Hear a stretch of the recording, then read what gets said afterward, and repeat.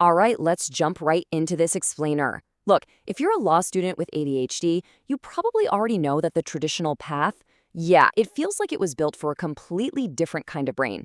But today, we're going to unpack exactly how to study well, validate your unique mind, work with your natural wiring, and actually absolutely thrive in this high-stakes environment.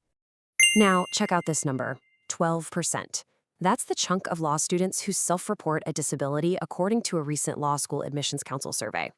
I want to point this out right off the bat because it proves something absolutely crucial. You are not alone in this. There is an entire community of neurodivergent folks navigating these exact same crazy waters. So here's the core mindset shift we need to make today. Law school, it's basically a marathon designed for neurotypical brains. But your ADHD brain is just different, not faulty.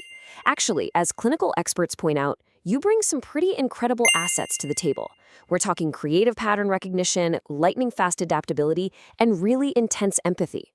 Honestly, those are the exact skills that make for absolutely brilliant lawyers. Okay, here's our roadmap for today. First, we'll hit the ADHD law school reality.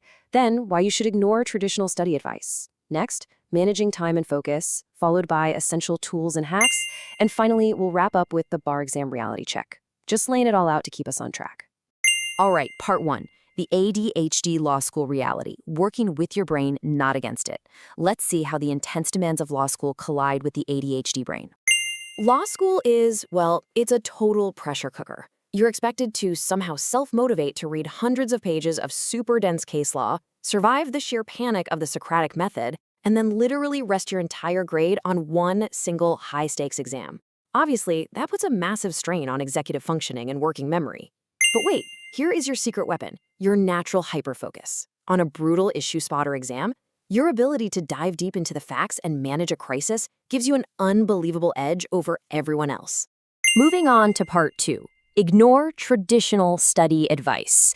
Throw out the neurotypical playbook. Seriously, what works for them might actually totally derail an ADHD workflow. Just look at this stark contrast.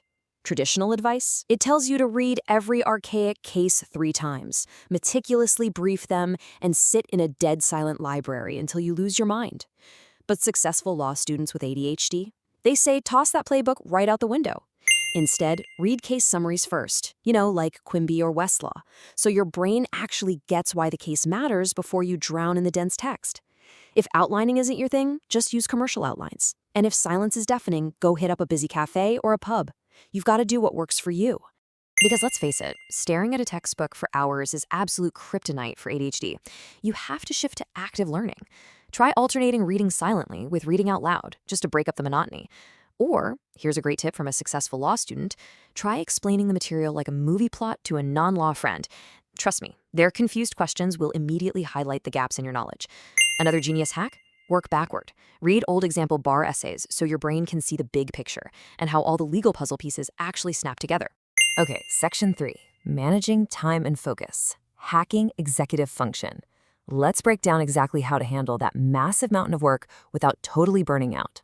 So executive function, it's the brain process that lets you plan, prioritize, and actually stick with a goal.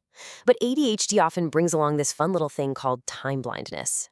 When you've got time blindness, trying to guess how long it'll take to read a torts assignment feels literally impossible. Hours can just vanish. And then you end up in this paralyzing state of chaos when you finally sit down to study because you have absolutely no idea where to even begin. To dodge that whole waking up to chaos scenario, you need a system that's rigid but forgiving. Step 1, estimate the time you think you need for a task. Step 2, immediately tack on a 15 to 30-minute buffer to that estimate. Because, let's be real, time optimism is a very real trap. And step 3, plan your day in detail the night before. That way, when you sit down to study, you aren't wasting energy deciding what to do, you just hit the ground running. And that brings us to a pretty harsh truth about sustained focus. The experts over at the Law School Toolbox podcast point out that, realistically, you only have about 90 minutes of true focus in you. And for some of us with ADHD, it's probably more like 45 minutes before you absolutely have to take a break. But here's the kicker. It has to be a real cognitive break. Going for a quick walk or grabbing a snack? Perfect. Doom scrolling on your phone? Yeah, that definitely doesn't count as resting your brain. Section 4. Essential tools and hacks. Building your physical and digital toolkit. Let's fire through some highly effective accommodations you can start using today. All right, let's open up this toolkit.